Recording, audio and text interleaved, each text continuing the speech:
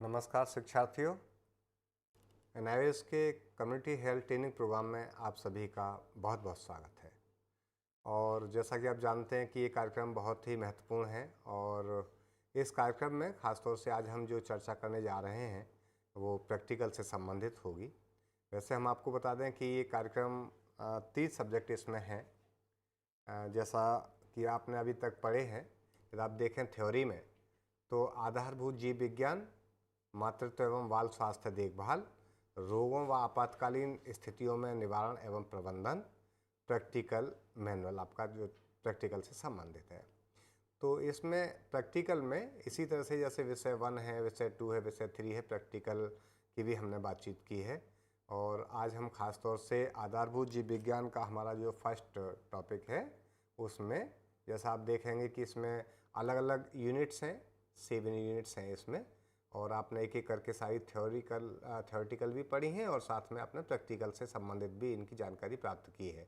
आज हम इसमें योग द्वारा सामान्य रोगों का प्रबंधन जो हमारा टॉपिक है, इसके अंतर्गत विशेष रूप से जो हमारा डेली रूटीन में जो जीवन शैली संबंधित डिसऑर्डर्स हो जाते हैं, मुख्य रूप से हम बातचीत उनके ऊपर करेंगे। तो टॉपिक हमारा आज का रहेगा योग और जीवन। और ये योग और जीवन से संबंधित जो टॉपिक है, इस पर आज हमारे साथ में, जैसा कि आप जानते हैं कि किसी न किसी विशेषज्ञ के साथ हम हमेशा आपके साथ मिलते हैं। तो आज की विशेषज्ञ हैं योग से संबंधित हम सीमा सिंह योगाचार्य। मैं उनका बहुत बहुत स्वागत करता हूं स्टूडियो में।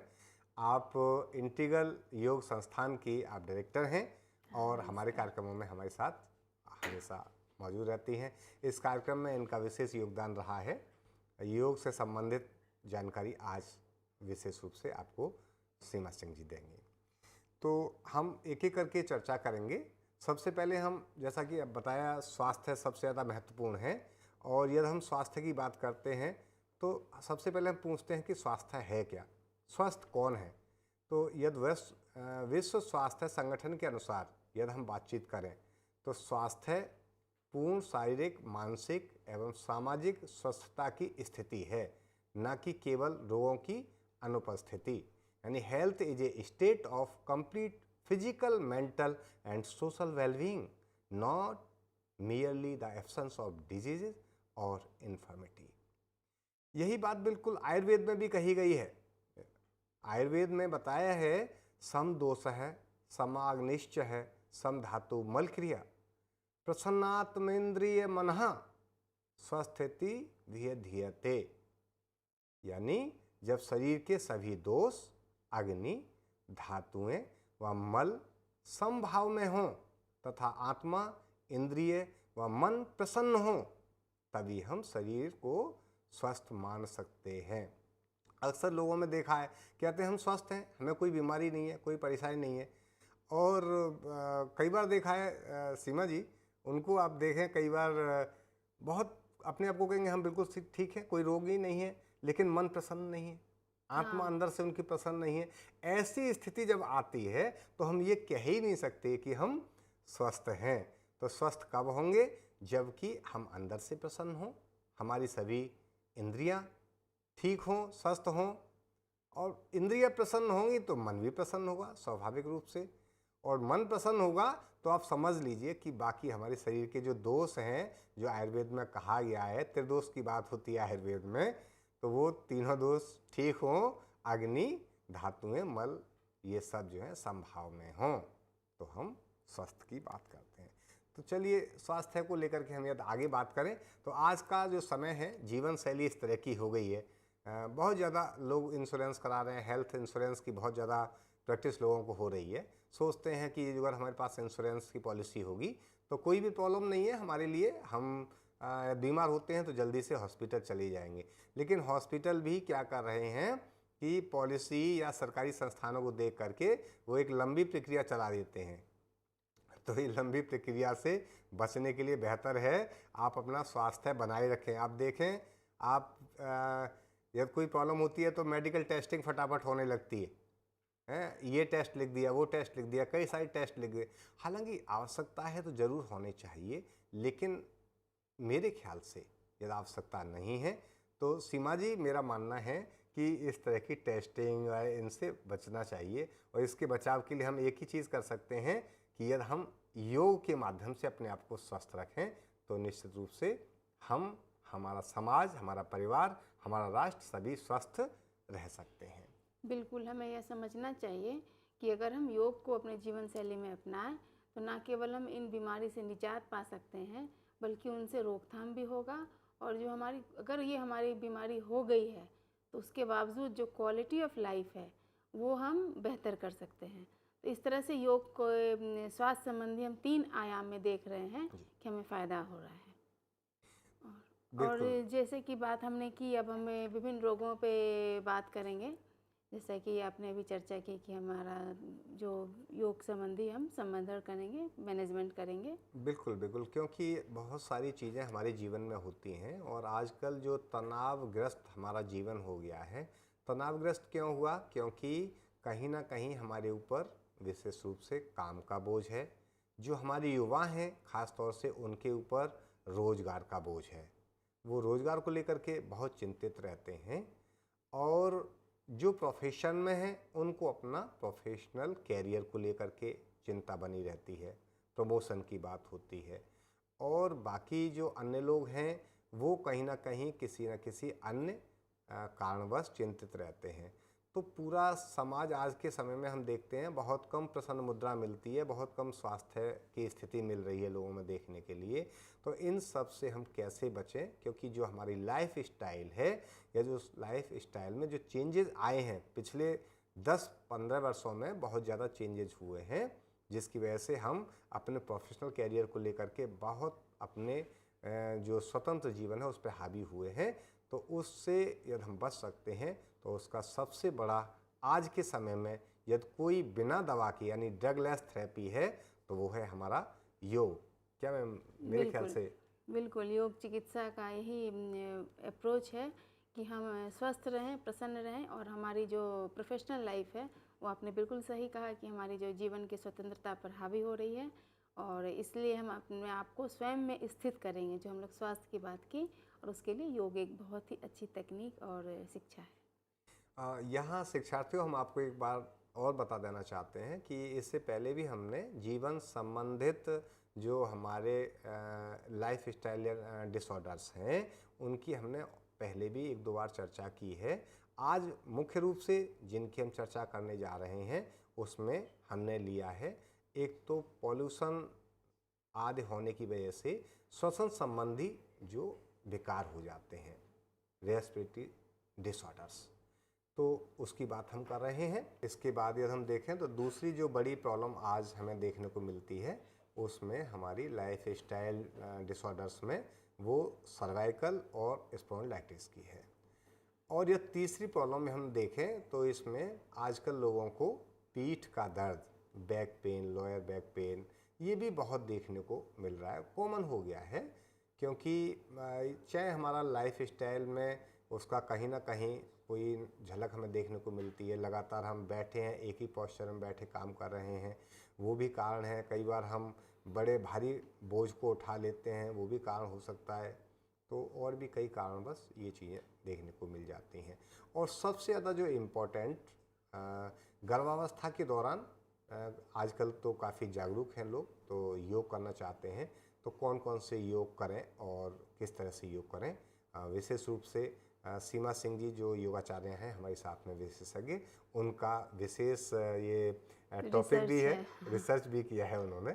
तो इस पर भी हम आपके साथ चर्चा करेंगे जो बहुत महत्वपूर्ण रहेगी।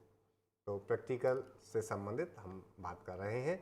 सबसे पहले श्वसन विकारों में अस्थमा, ब्रोंकाइटिस, माइग्रेन, सिर दर्द आदि में हम किस तरह से यौगिक प्रबंधन कर सकते हैं। हाँ बिल्कुल, ये बहुत ही अच्छा टॉपिक लिया है और इसमें मैं जो हमारे पाठक हैं उनको ये समझा दूँ कि यह जो सेक्शन है इसमें योग का बहुत ज़्यादा प्रभाव है। बाकी और जो कुछ परेशानी और जो बीमारी है उसमें योग के साथ हमें दवाई लेने की भी ज़रूरत है। अगर हम किसी अच्छे विशेषज्ञ के साथ इन परेशानियों में योग का अभ्यास करें तो हमें पूरी तरह से निजात पा सकते हैं और हमें दवाई लेने की ज़रूरत नहीं होगी। तो आज हम लोग कुछ सामान्य योग के अभ्यास की चर्चा करेंगे कि ये हमें कैसे आराम देते हैं इस तरह की समस्या में। तो सबसे पहले अगर हम बात करें अस्थमा की, जो कि श्वसन संबंधी विकार है, इसमें हमें सांस लेने में परेशानी होती है और अस्थमा, जैसा कि हम लोग जानते हैं सब, कि एक अटैक होता है। तो इसमें हमें पहले से एक सिम्टम्स आ जाते हैं और जिनको यह समस्या होती है वह इसको समझ पाते हैं कि हमारा अटैक आने वाला है किसी एलर्जेंट से, या कोई स्टिमुलेंट होता है जो हमें इस अटैक के लिए अब ये स्टिमुलेंट होता है और हम इसकी वजह से हमें अटैक आता है। तो अगर ऐसी स्थिति हो तो उस समय अगर हम कुछ योग के अभ्यास करें तो तुरंत भी उससे निजात पाया जा सकता है। तो इसमें जो महत्वपूर्ण योग के अभ्यास हैं वो हैं ज़्यादातर इन्वर्टेड होने वाले आसन, जिसमें कि हम उल्टे होते हैं, जिसमें लंग्स हमारा ऑपोजिट साइड जाता है।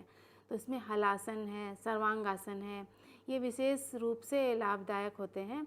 और अगर हम जो सामान्य योग के अभ्यास हैं जैसे तारासन, तिर्यक तारासन, कटी चक्रासन भी करना चाहिए। इससे जो स्ट्रेचिंग होती है तो वो जो हमारे रेस्पिरेटरी मसल्स हैं वहाँ के स्टिफनेस को कम करता है, उसके फंक्शंस को इन्हांस करता है। जितने भी हमारे रेस्पिरेटरी मसल्स हैं उसको इंटरकॉस्टल मसल्स बोलते हैं।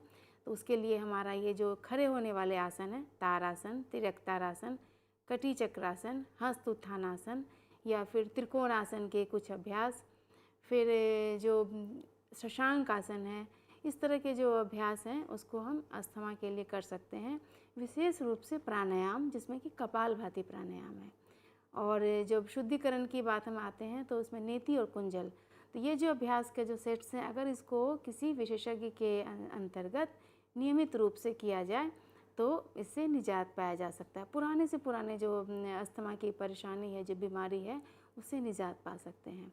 उसके बाद हमने जिक्र किया माइग्रेन, हेडेक और साइनस, इस तरह की जो श्वसन संबंधी परेशानी है, तो ये कहीं ना कहीं एक दूसरे से जुड़ा हुआ है। लोग माइग्रेन, हेडेक को बिल्कुल अलग समझते हैं, लेकिन अगर हमारा जो रेस्पिरेटरी मसल्स है और जो हमारे गर्दन के पीछे का या अपर बैक का जो मसल्स है वो अगर किसी वजह से टाइट है, वो स्ट्रेस से भी हो सकता है, इमोशनल स्ट्रेस से भी हो सकता है, हमारे वर्कलोड से भी हो सकता है। तो इस तरह की किसी भी समस्या से अगर वहाँ बहुत ज़्यादा स्टिफनेस है, टाइटनेस है, तो हमें इस तरह की समस्या हो सकती है आगे चलकर, अगर हम उसको नज़रअंदाज कर दें। अगर हम उसी पे वहीं पे उसका रोकथाम करें तो हमें यह समस्या नहीं हो पाएगी। तो अगर हमें माइग्रेन और सर्वाइकल स्पॉन्डिलोसिस, जो हमारा है साइनोसाइटिस, इसकी जो समस्या है, तो इसके लिए हमें आई प्रैक्टिस करना चाहिए। आँखों के अभ्यास से सिर दर्द में बहुत ही फर्क पड़ता है, लाभ बहुत ही मिलता है। लाभदायक ये अभ्यास हैं। और इसके साथ जो हमारा योग के अभ्यास में सूक्ष्म व्यायाम जो हैं, जो कि हाथों के अभ्यास हैं, तो इससे भी जो हमारा कंधे का मसल्स है, अपर बैक और जो चेस्ट के मसल्स हैं, इसको हम रिलीज़ कर पाते हैं, रिलैक्स कर पाते हैं। और हमारी जो श्वास हैं वो लंबी और गहरी होती है, तो इससे हमें थोड़ा सा आराम मिलता है और हमें जो हमारा इंड्योरेंस लेवल है, जो हमारे इसको क्षमता है इसको झेलने के लिए, जो हमारा स्ट्रेस होता है, जो स्टिमुलेंट है, वो थोड़ा सा बेटर होता है। और हम और भी कुछ योग के अभ्यास हैं जो इसमें करने चाहिए, जैसे कि मार्जरी आसन है, शशांक आसन है, उष्ट्रासन है, और जो हमने जिक्र किया इन्वर्टेड आसन, तो काफ़ी मददगार होते ही हैं। इसके लिए और प्राणायाम में कपालभाति और नेति क्रिया ये बहुत ही आवश्यक है, दोनों अभ्यास के लिए। षटकम में नेति क्रिया और प्राणायाम में खास तौर कपालभाति। से, हाँ। और जो हमारे अभ्यास हैं त्राटक के, वो माइग्रेन के लिए बहुत ही लाभदायक हैं, लेकिन त्राटक डिप्रेशन के केस में नहीं करना चाहिए, तो ये ध्यान रखें। ये सावधानी रखने की बात है कि जिनको डिप्रेशन है उनको नहीं करना त्राटक चाहिए। नहीं करना चाहिए। तो इस तरह के जो अभ्यास हैं इसको नियमित रूप से किया जाए और किसी योग विशेषज्ञ के अंतर्गत किया जाए तो पूरी तरह से निजात पाया जा सकता है और आप योग पे पूरी तरह से निर्भर हो सकते हैं और इस तरह की समस्या का निदान हो सकता है। बिल्कुल हो सकता है, डेफिनेटली। और हम कहेंगे कि आज तो योग का एक बड़ा परचम लहराया हुआ है, आपको निश्चित रूप से, लेकिन ध्यान रहे कि वास्तव में उन लोगों को भी योग आना चाहिए और सावधानी से योग करें। कई बार कुछ योग के ऐसे पोस्चर्स या क्रियाएं हैं जिनके करने से आप ठीक से नहीं करते हैं तो नुकसान भी हो सकता है। और यहाँ तो पे एक बात मैं जिक्र करना चाहूँगी, मैंने यहाँ पे नीति का जिक्र किया। जी, कई लोग आजकल देखते हैं ना यूट्यूब से या कहीं से देख के नीति का इस तरह के अभ्यास को किसी विशेषज्ञ के अंतर्गत ही करना करें तो चाहिए। ज़्यादा बेहतर और होगा। जहाँ तक नीति क्रिया की बात है, नीति क्रिया के साथ साथ उसके अपने जो नॉस्ट्रिल्स हैं उसको ड्राई करना उससे भी ज़्यादा महत्वपूर्ण है, नहीं तो यानी कि परेशानी बढ़ अंदर जो सकती है। अंदर मतलब पानी नहीं रुकना चाहिए। कई हाँ बार अंदर पानी रुकना जो है वो खतरनाक हो हाँ, सकता है। उससे परेशानी बढ़ सकती है। तो ये एक छोटा सा उदाहरण है और आप लोग इसका ध्यान रखें कि किसी अच्छे विशेषज्ञ के साथ हम योग का अभ्यास करें। बिल्कुल, बिल्कुल। नेक्स्ट जो बहुत इम्पोर्टेंट, सर्वाइकल एवं स्पॉन्डिलाइटिस में योग प्रबंधन, ये बहुत कॉमन देखने को मिल रहा है आजकल और इसके कारण कुछ भी हो सकते हैं। आप देख सकते हैं कि सर्वाइकल में ख़ास तौर से जो लोग हैं उनको यहाँ तक कि उल्टी आने लगती हैं, चक्कर आने लगते हैं, गिर जाते हैं और उनका लाइफ में इवन अभी मेरे को कुछ दिनों पहले सीमा जी एक ऐसे पर्सन मिले थे जो कहीं CBI में शायद वो उनकी सर्विस है, गाज़ियाबाद में वो जॉब करते हैं और बहुत अच्छी पोस्ट पर हैं, लेकिन उनकी जो पोजीशन है इस तरह की हो गई है सर्वाइकल की वजह से कि उनको चक्कर आते हैं, वो खड़े नहीं हो पाते। आज वहाँ तक पहुँचना, उन्हें ऑफिस तक पहुँचना मुश्किल हो रहा है। तो ऐसे लोगों को खासतौर से, और डॉक्टर्स उनको लगातार दवाएं, तरह तरह की दवाएं दे रहे हैं बदल बदल करके, और चेकअप भी उनके बहुत सारे हुए हैं। तो ऐसा नहीं है, लोग ये थोड़ा सा दवा तब तक चलाएं जब तक उनके लिए चक्कर आ रहे हैं या उनकी तबीयत ज़्यादा ख़राब हो रही है। साथ में जैसे योग प्रबंधन यदि वो कहीं ना कहीं विशेषज्ञ के साथ बैठ करके करते हैं तो उसका उन्हें पूरा उचित लाभ मिल सकता है। देख अवश्य सकते हैं मिलता है। स्लाइड में कि किस तरह से महत्वपूर्ण यौगिक अभ्यास जो है वो कर सकते हैं। खासतौर से जो कॉमन ये योग की जो क्रियाएं हैं ये तो सभी कर सकते हैं और मेरे ख्याल से करनी भी चाहिए। सूक्ष्म क्रियाओं में चाहे वो हाथों से संबंधित संधि संचालन के अभ्यास हों या फिर पैरों से संबंधित संचालन के अभ्यास हों, शक्तिवन सीरीज की क्रियाएं, तो ये सब कर सकते हैं। जी सीमा जी, क्या हाँ, बताएंगे आप? जैसे कि आपने जिक्र किया कि उनको बहुत चक्कर आता है, एक एग्जाम्पल दिया आपने, ये बहुत ही अच्छा उदाहरण है। इससे हम ये सीख सकते हैं कि जो बीमारी है वो सिम्टमिक में, मतलब थोड़े समय के लिए है। इस तरह की जो समस्या होती है उसमें वो मस्कुलर रिलैक्सेंट देते हैं, पेन किलर देते हैं, तो वो थोड़ी सी दर्द को कम करने के लिए होता है, वो पूरी तरह से समस्या का निदान नहीं है। वो योग के द्वारा ही हो सकता है। तो अगर उस स्थिति तक, वो एक्यूट कंडीशन है कि जैसे कि चक्कर आने की आपने बात की, तो अगर उस स्थिति तक पहुंच जाएं तो उसके लिए हम लोग फिर इसमें एडवाइस करते हैं कि वो हॉट वाटर बैग के साथ या कोल्ड पैक के साथ हम लोग योग के अभ्यास कराते हैं। जिसने आपने जो अभी सूक्ष्म व्यायाम का जिक्र किया, जी, तो कई बार हमें इनको बैक रेस्ट के साथ कराना पड़ता है। वो सीधे ऐसे बैठ नहीं सकते, तो पीछे टिक के बैठ उनको बिठाना पड़ता है और उनको थोड़ा सा हॉट वाटर बैग या कोल्ड पैक के साथ, ये सारे जो हैंड्स ज्वाइंट्स की प्रैक्टिस है जी, वो आराम आराम से करेंगे तो उनको बहुत ही इससे फ़ायदा होता है। दर्द में भी कमी आती है अगर बिल्कुल। वो पैक इसीलिए, के साथ हाँ, करें। इसीलिए कहते हैं उसके कि साथ जो गर्दन के जो अभ्यास हैं उसको भी रुक रुक के आराम से करेंगे बिल्कुल, और झटका नहीं देंगे। वो कई बार मैं देखती हूँ कि लोग ना गर्दन के अभ्यास इतने गलत ढंग से करते हैं, तो उसमें तो साधारण लोग को भी डर होता है कि झटका लग जाएगा, गर्दन में दर्द हो जाएगी। और जिनको ऑलरेडी इतनी परेशानी है उनको बहुत ही आराम से और सावधानीपूर्वक अभ्यास करना होगा। इसमें भी आँखों के अभ्यास से फ़ायदा होता है। और अभी हम लोग इसके पहले माइग्रेन का जिक्र किए थे, तो माइग्रेन और सर्वाइकल स्पॉन्डिलाइसिस का जो पेन है, तो कई बार लोग कंफ्यूज कर जाते हैं। दोनों के सिम्टम्स भी एक हैं, उसमें भी सिर दर्द होता है, चक्कर आता है और लोग कई बार समझ नहीं पाते हैं। तो ये जो सर्वाइकल स्पॉन्डिलाइसिस का पेन है, ये गर्दन के पीछे अपर बैक की जो मसल्स हैं इसको हमें बहुत रिलैक्स करना पड़ता है। ये बहुत टाइट हो जाता है और इसका वजह वही है कि हम जो स्ट्रेस है एक्यूमुलेट होता है हमारा अपर बैक में, या हमारी लाइफस्टाइल है, हम ज़्यादातर हम बैठ के काम करते हैं, सामने की और झुक के काम करते हैं, सेडेंटरी लाइफस्टाइल है। तो इसमें जो योग के अभ्यास हैं ये तो दर्द को कम करने के लिए और हमारा मसल्स को रिलैक्स करने के लिए सारे हैं, सूक्ष्म व्यायाम के जो हाथों के अभ्यास हैं। इसके साथ साथ हमारा जो तारासन का अभ्यास है या फिर हस्त आसन है, एक और द्विकोण आसन, इस तरह के जो हाथों के अभ्यास हैं जो पूरा ओपन करते हैं हमारे शोल्डर जॉइंट्स को, वो बहुत ही लाभदायक होते हैं। इसमें हमारे लिए उष्ट्रासन भी काफ़ी लाभदायक है। लेट के जो हम मकर आसन करते हैं तो बहुत आराम मिलता है और इसे हम दर्द में भी कर सकते हैं, तो उस समय भी हमें राहत मिल सकती है।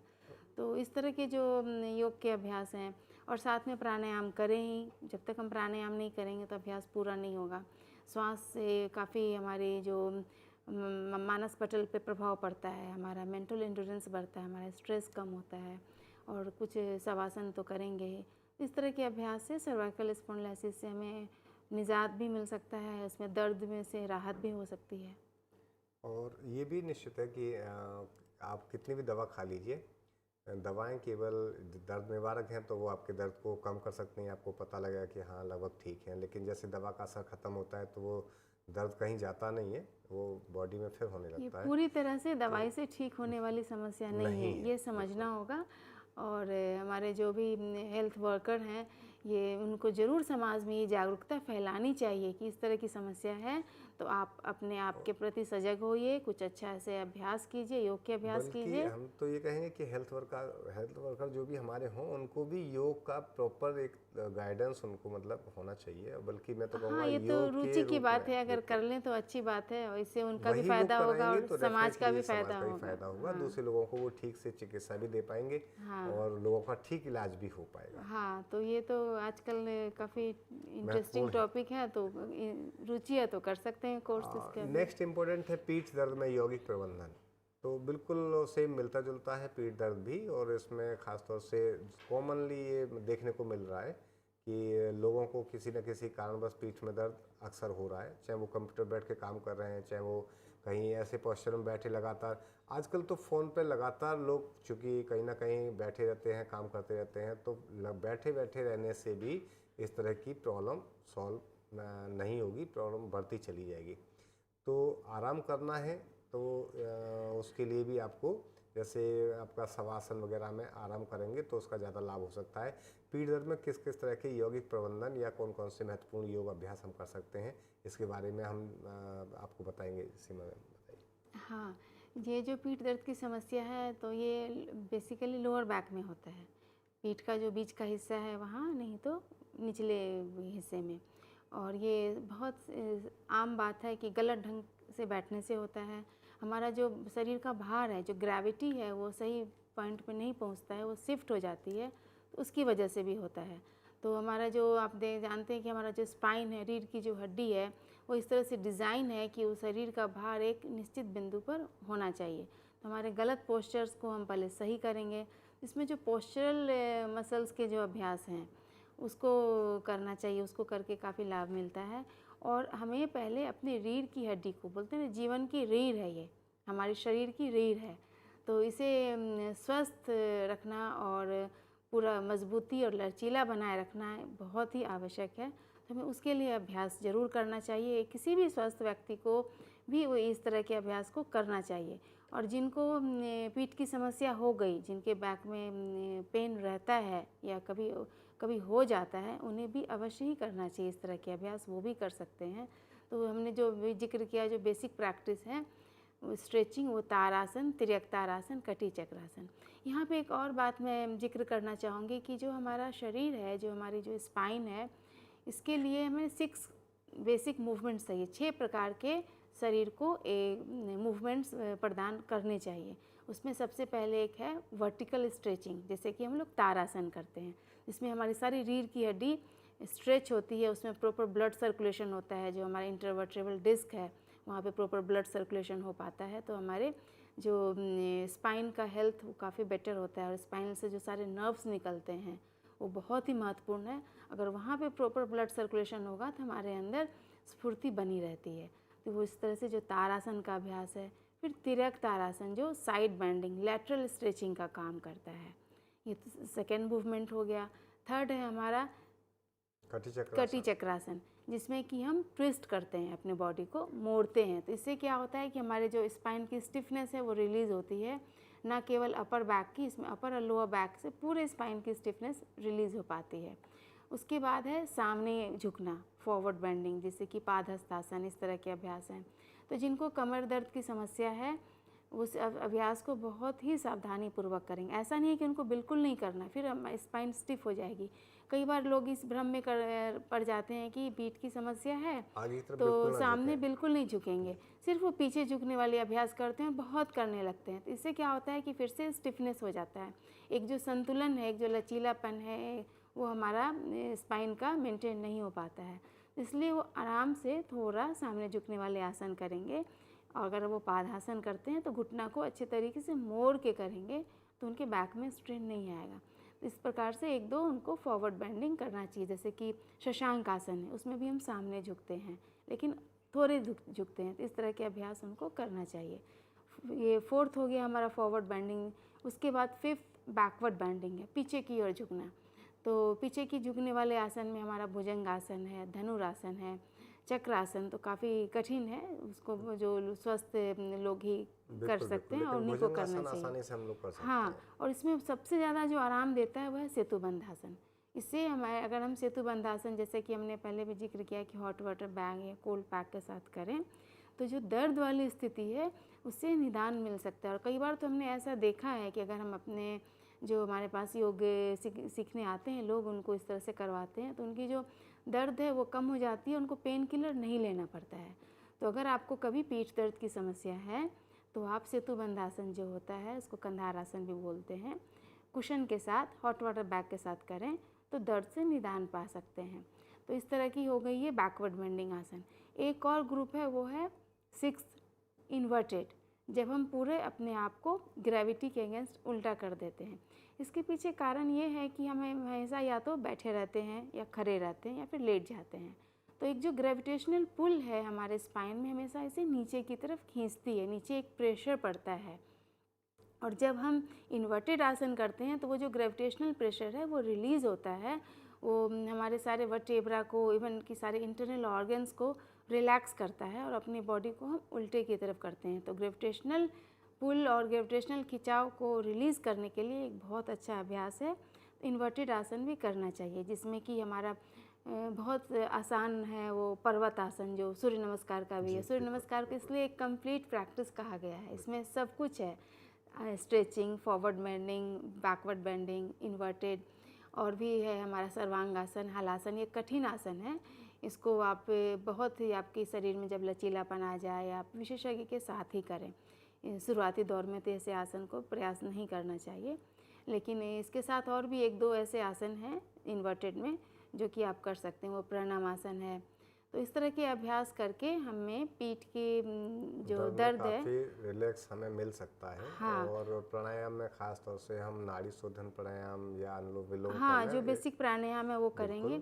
लेकिन कुछ जो रिलैक्सेशन के आसन है, जिसमें कि हमारा मकरासन है, अर्धवासन है, स्वस्तिक आसन है, इस तरह के जो आसन होते हैं उसमें काफ़ी आराम मिलता है। जब हमारे पीठ में दर्द होती है तो उससे काफ़ी आराम मिलता है। जैसे अर्धमस्तिष्कासन है, उससे भी जो ट्विस्ट होता है ना, तो उससे काफ़ी जो स्टिफनेस है वो रिलीज हो जाती है।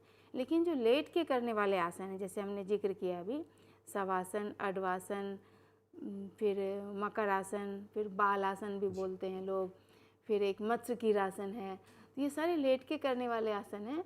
और इससे ना हमारे सारे जो स्पाइन की जो स्टिफनेस है और जो मसल्स पे जो प्रेशर है वो रिलीज़ हो जाती है, इससे हमें आराम मिलता है। इस तरह के आसन को करके आपको आराम मिलेगा और आप कर सकते हैं अभ्यास। बिल्कुल। और नेक्स्ट हमारा बहुत इम्पोर्टेंट जो कि हम बात कर रहे थे, गर्भवती महिलाओं के लिए योग संबंधी सुझाव क्या हो सकता है। जो प्रेग्नेंट वुमेन हैं उनके लिए योग बहुत आवश्यक माना गया है, और पहले से ही पहले उनकी एक्टिविटीज़ इस तरह की रहती थी कि उन्हें इस तरह की एक्सरसाइज प्रैक्टिसेस की ज़रूरत नहीं होती थी। लेकिन आजकल डॉक्टर्स जब उन्हें केवल आराम बताते हैं तो वहाँ पर योग बहुत आवश्यक हो जाता है। तो मेरे ख्याल से खान पान बहुत संतुलित और स्वस्थ खान पान यदि रहता है तो ये सबसे बड़ा फ़ायदेमंद है। और साथ में कौन कौन सी योग की क्रियाएं, योग अभ्यास उन्हें करनी चाहिए, इसकी हम बात करते हैं। तो जो गर्भकाल में योग और व्यायाम प्रथम त्रैमासिक जो होता है उसमें हमें क्या क्या करना चाहिए, देखिए। हाँ, यहाँ पे सबसे पहले मैं ये जिक्र कर दूँ कि जो गर्भावस्था है उसमें पूरे समय एक तरह के योगाभ्यास नहीं करने चाहिए। हमारी जो शरीर की बनावट अलग अलग होती है, हमारी ज़रूरत अलग होती है और हमारी क्षमता भी अलग होती है। हमें उस प्रकार से योग के अभ्यास करने चाहिए। तो इसके ना 3 भागों में बांटा गया है। तो फर्स्ट 3 मंथ जो होता है वो फर्स्ट ट्राइमेस्टर कहलाता है, और इसमें हमारी जो एनर्जी लेवल है वो बहुत डाउन होती है। लोगों जो गर्भवती महिलाएं हैं वो ऐसे कंप्लेन करती हैं कि उनको एनर्जी नहीं है, इनकी इच्छा होती है कि लेटे रहें, उनका मूड स्विंग्स भी होता है, काफ़ी वोमिटिंग होता है। तो इस तरह की जब समस्या होती है तो उसमें हम बहुत ऐसे अभ्यास नहीं कर सकते जिसमें कि बहुत एनर्जी रिक्वायर्ड होता है, जैसे कि सूर्य नमस्कार या बहुत ज़्यादा स्टैंडिंग के अभ्यास हम नहीं कर पाते क्योंकि उनकी इच्छा ही नहीं होती है कि हम कुछ कर पाएँ। और ये एक सामान्य सी बात है, उसमें एनर्जी लेवल ही डाउन होता है क्योंकि सारे सेंस ऑर्गन्स उस समय बनते हैं और ये बहुत ही सेंसिटिव पीरियड है, इसमें रिलैक्स होना बहुत आवश्यक है। तो इसमें जो इतने भी सूक्ष्म व्यायाम के अभ्यास हैं, जो जॉइंट्स प्रैक्टिस है, हाथ के जोड़ों का अभ्यास, पैर के जोड़ों का अभ्यास और मार्जरी आसन, फिर प्राणायाम में बहुत प्राणायाम करना चाहिए। जैसे कि हमने बोला एनर्जी लेवल, प्राण शक्ति का बहुत आवश्यकता होती है उस समय। तो जो सटल इफ़ेक्ट वाले प्रैक्टिस हैं जैसे कि योगिक ब्रीदिंग, एब्डोमिनल ब्रीदिंग, नाड़ी शोधन, भ्रामरी, इस तरह के सारे प्राणायाम और योग निद्रा बहुत करना चाहिए, ओम चैंटिंग करना चाहिए। तो इससे उनके ना एनर्जी लेवल पे इम्पैक्ट पड़ेगा और वो अपने आप को बेहतर ढंग से मैनेज कर पाएंगे। उसके बाद जब हम सेकंड की बात करें कि द्वितीय त्रैमासिक में हम क्या करें, तो ख़ास तौर से बहुत ज़्यादा आसन उसमें हम नहीं शायद करते हैं। हाँ, ये जो सेकेंड ट्राइमेस्टर है इसमें हमारी ज़रूरत अलग होती है, हमारे शरीर की बनावट भी अलग हो जाती है। अब क्या है कि वो लोग अभ्यस्त हो जाते हैं, जो हार्मोनल चेंजेस हुए हैं फर्स्ट ट्राइमेस्टर में, जो एनर्जी लेवल डाउन थी, अब वैसी बात नहीं है। अब हम कुछ अभ्यास कर सकते हैं और हमारी थोड़ी सी जो मूड है, स्विंग्स इतना नहीं होता, वो अपने आप को थोड़ा बेहतर महसूस करने लगती हैं महिलाएँ। तो इसमें जो उनका टारगेट, उनकी जो समस्या होती है वो विशेषता होती है पाचन संबंधी, कि उनके डाइजेशन में प्रॉब्लम हो जाती है। तो इसके लिए जो उदर समूह के आसन हैं वो बहुत ही लाभदायक होते हैं। और जो तारासन है, तिर्यक तारासन है, वो कर सकते हैं आराम से। वृक्षासन भी वो कर सकते हैं आराम से, और थ्रू आउट प्रेगनेंसी कर सकते हैं वृक्षासन, लेकिन आराम से, बहुत ज़्यादा प्रेशर नहीं डालेंगे। और हमने जो एब्डोमिनल एक्सरसाइज जो बोली, जो कि उदर समूह के जो आसन हैं, जो उदर समूह के आसन हैं, उसको एक एक पैर से कर सकते हैं। इसमें कि उत्थान पादासन है, पाद संचालन आसन, एक पैर को उठाना, साइकिलिंग, फिर मार्जरी आसन एक ऐसा अभ्यास है जिसको कि थ्रू आउट प्रेगनेंसी कर सकते हैं सारे ट्राइमेस्टर में। और शशांक आसन कर सकते हैं, इसमें पैर थोड़ा सा उनको फैलाना पड़ेगा। वज्रासन भी कर सकते हैं ये थ्रू आउट प्रेगनेंसी। थोड़ा सा वो लोग शक्तिबंध के अभ्यास भी कर सकते हैं। इसमें हमें जो लोअर एब्डोमिनल मसल्स है, हम उसको प्रिपेयर करते हैं आगे के लिए, जब वेट एक्स्ट्रा बहुत ज़्यादा हो जाता है उसको कैरी करने के लिए। अपने लेग मसल्स के स्टिफनेस को रिलीज़ करते हैं, जो कि हमें आगे सुविधा प्रदान करता है। अब यहाँ से समस्या थोड़ी थोड़ी होने लगती है बैक की, जो कि बहुत आम समस्या है गर्भवती महिलाओं की, कि उनके स्पाइन, क्योंकि हम उनका ग्रेविटी शिफ्ट होता है तो उनके लोअर बैक में समस्या स्टार्ट हो जाती है, थोड़ी पेन आई, बहुत ही आम समस्या है। तो इसके लिए जो सीधा लेट करके हमारा जो ट्विस्ट करते हैं वो बहुत ही आवश्यक है। ये भी उधर समूह के ही आसन हैं। तो इस तरह के जो अभ्यास हैं वो करने चाहिए, ट्विस्टिंग के अभ्यास। और पेट के बल लेट के अब कोई भी अभ्यास नहीं करेंगे, कोई भी जर्क वाला ना करें, साइड टर्न लेके बैठें, और कुछ भी ऐसा अभ्यास ना करें जिससे हमारे शरीर पर बहुत जोर पड़ता है। तो इस बात का बहुत खास ध्यान रखने की आवश्यकता है। बिल्कुल। और ये जो गर्भकाल में योग और जो थर्ड ट्राइमेस्टर के त्रैमासिक है, तो इसमें हमें अब बॉडी को की जो चैलेंजेस है वो हो जाता है एक्स्ट्रा वेट, और दूसरा कि हमारा ऑक्सीजन कंजम्पशन बढ़ जाता है, हमें ज़्यादा ऑक्सीजन चाहिए, और लंग्स के एक्सपेंशन के लिए जगह कम होता है। तो लोग अक्सर ये शिकायत करते हैं कि उनको श्वास में दिक्कत हो रही है। तो इसके लिए जो तारासन और हस्त उत्थान आसन है वो काफ़ी मददगार होता है। और जो गोमुख आसन है, गोमुख आसन का जो हैंड्स पोज है हाथ को, तो उससे उन्हें बड़ा आराम मिलता है। इससे बैक उनका स्ट्रेट रहता है और उनके जो लंग्स हैं वो प्रॉपर एक्सपैंड कर पाते हैं, और ऑक्सीजन के लिए, श्वास के लिए बहुत ही लाभदायक है ये आसन। उसके बाद मार्जरी आसन वो आराम से करेंगे, बहुत ज़्यादा सिर को नहीं झुकाएंगे। शक्तिबंध के आसन करेंगे और सेतुबंध आसन करेंगे, ये बहुत ही कारगर है। सेतुबंध आसन तो फर्स्ट एंड सेकेंड ट्राइमेस्टर में भी करना चाहिए। अगर किसी तरह का प्रॉब्लम है, डॉक्टर बेड रेस्ट बोलती हैं या फिर बोलती हैं कि आपके प्लासेंटा थोड़ा नीचे है, इस तरह की आजकल आम हो गई है समस्या, तो उसमें सेतु बंधासन बहुत ज़्यादा कारगर होता है, उनको करना चाहिए। और जब तक 36 वीक्स ना हो उनको बहुत ज़्यादा स्क्वाटिंग पोज नहीं करना चाहिए। थ्रू आउट प्रेगनेंसी में इसका बहुत ध्यान रखना चाहिए। इवन तितली आसन बहुत अच्छा होता है गर्भकाल में, लेकिन अगर थोड़ा भी प्लासेंटा डाउन है या थोड़ा सा मिसकैरेज है, डॉक्टर ने आगाह किया है कि आपको थोड़ा ध्यान रखना है या फिर आराम से रहना है, बेड रेस्ट चाहिए, तो तितली आसन जो है उनको नहीं करना चाहिए। अर्ध तितली कर सकते हैं। वैसे यह आसन गर्भावस्था के लिए काफ़ी उपयोगी माना गया है, लेकिन हमारी मसल्स की स्ट्रेंथ क्या है, हम कितना कर सकते हैं, ये भी बहुत महत्वपूर्ण होता है। तो हमें इन बातों का ध्यान रखना चाहिए। और अगर जब आपका 36 वीक्स पूरा हो जाता है तब आप ये सारे आसन कर सकते हैं। तितली आसन, जो उत्कट आसन, जो स्क्वाटिंग पोज में बैठ के करते हैं, और भी उसके बहुत सारे जो शक्तिबंध के आसन हैं, ये आसन अवश्य करना चाहिए। और इससे उनका जो पूरा गर्भावस्था जो है वो काफ़ी सुविधाजनक रहेगा। योग को तो ज़रूर अपनाना चाहिए, और खान पान के साथ एक स्वस्थ बच्चे को भी हम इस दुनिया में में ला ला सकते सकते हैं, बिल्कुल। और बहुत ही महत्वपूर्ण ये चर्चा है। जहाँ तक है सावधानी में यदि हम कहें तो योग ऐसे समय में बिल्कुल न करें जब हमारी या तो इच्छा ना हो रही हो, या हम बीमार हों, या ऐसे पोस्चर्स जिनमें हमें ज़्यादा समस्या हो। हम उस पर दबाव न डालें शरीर पर, किसी तरह की ऐसी कोई हम जोखिम ना उठाएं, और स्वस्थ रहें, खुश रहें, प्रसन्न रहें, योग करते रहें अपने जीवन में योग है तो आप स्वस्थ जीवन जी सकते हैं। ये बात बिल्कुल ठीक है। मैं धन्यवाद करना चाहूँगा यहाँ पे अपनी जो विशेषज्ञ हैं सीमा सिंह योगाचार्य जी, जो हमारे साथ स्टूडियो में रहीं और धन्यवाद। बहुत ही महत्वपूर्ण जानकारी आप लोगों को दी। आप इसको प्रैक्टिकल अभ्यास के माध्यम से अपने साथ लाइए। और इस कार्यक्रम में हम आपसे विदा लेते हैं। नमस्कार, जय हिंद, जय भारत। शुक्रिया।